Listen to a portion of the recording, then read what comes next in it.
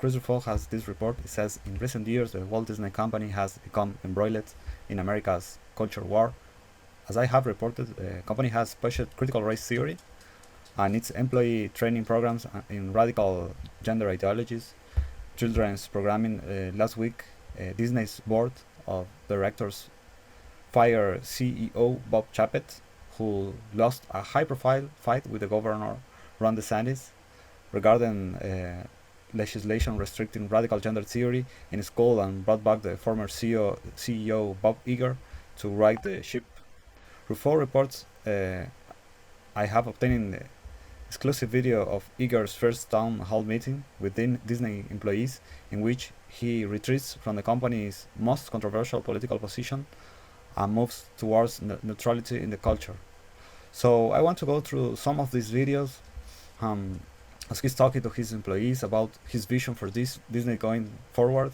And well, start with this here. Bob Iger answers a question about whether Disney will stay out of what's Disney going to do about politics.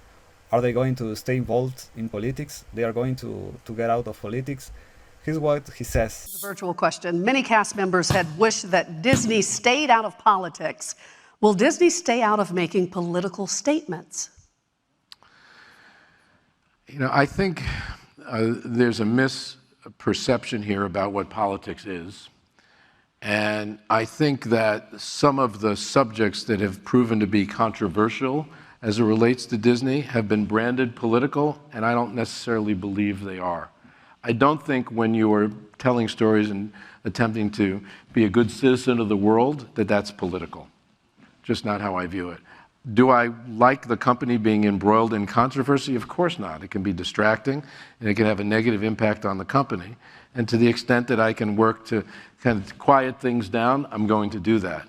But I think it's important to put in perspective what some of these subjects are and not just simply brand them political. Okay, and finally, one of the clip to play, this is more specifically asked about the Don't Say Gay bill.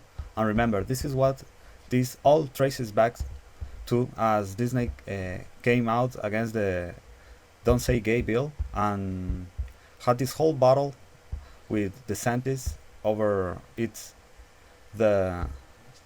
what they label the Don't Say Gay bill, a bill that we must remember that bill never actually existed. That was invented by the left. It's just to clarify, it was actually the anti-groomer bill that they had a problem with. But here's what he says about that. Bob, have you given any thoughts on how to tackle the Reedy Creek situation in Florida? No. I have to get up to speed on that completely. Obviously, I followed the news. That development occurred after I left the company. I was sorry to see us dragged into that battle. And I have no idea exactly what its ramifications are in terms of the business itself. What I can say is the state of Florida has been important to us for a long time, and we have been very important to the state of Florida. That is something I'm extremely mindful of and will articulate if I get the chance. But I don't have the details at all yet about what the ramifications are of the decision that was made by the state of Florida and whether we intend to do anything about it. All right, another virtual question. What is your stance on the Don't Say Gay situation? Well, first of all, our LGBTQ employees are very important to us, and we care deeply about them. That is a given. Secondly, this company has been telling stories for 100 years, and those stories have had a meaningful, positive impact on the world. And one of the reasons they've had a meaningful, positive impact is because one of the core values of our storytelling is inclusion and acceptance and tolerance. And we can't lose that. We just can't lose that. I think about Black Panther and the impact that had on the world, or a film like Coco. I mean, I could go on, and how we actually change the world for the good. It must continue. We also, when you tell stories, it's a delicate balance. You're talking to an audience, but it's also important to listen to an audience. It's important to have respect for the people that you're serving, that you're trying to reach, and not have disdain for it. That said, we're not going to make everybody happy all the time, and we're not going to try to. And we're certainly not going to lessen our core values in order to make everybody happy all the time. So it's complicated, and there's a balance, but, and at one point I said, we do what we believe is right, and then someone criticized me for saying, well, who are you to say that that's right? Well, when you're in a job like mine, or you are responsible for the storytelling that many of you are responsible for. That. Okay, so you're talking to an audience, but you want to listen to them and not have disdain for them. That's quite an interesting revelation. Don't have an open content for your audience is what they are realizing over at Disney, or at least is what they are saying publicly.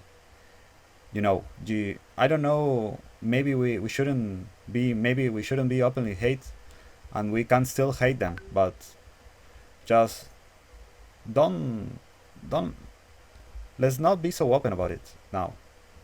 So a few things about this. Obviously, it would be quite naive to believe that that Disney he's going to be the one who backs down quickly.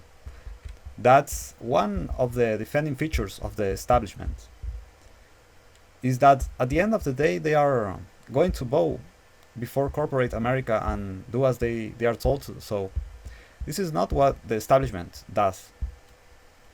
Not just a victory for say Rhonda.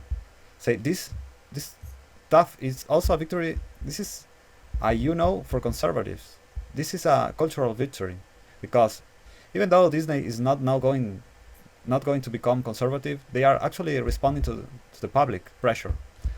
That's what they are doing. And now they are going to look for more subtle ways to inject this stuff into their programming, which you could argue that is even more dangerous if they are more subtle about it, because you have to look out for it more, and that's true. So we can kind of enter a new phase here, but even so, they are responding to the pressure.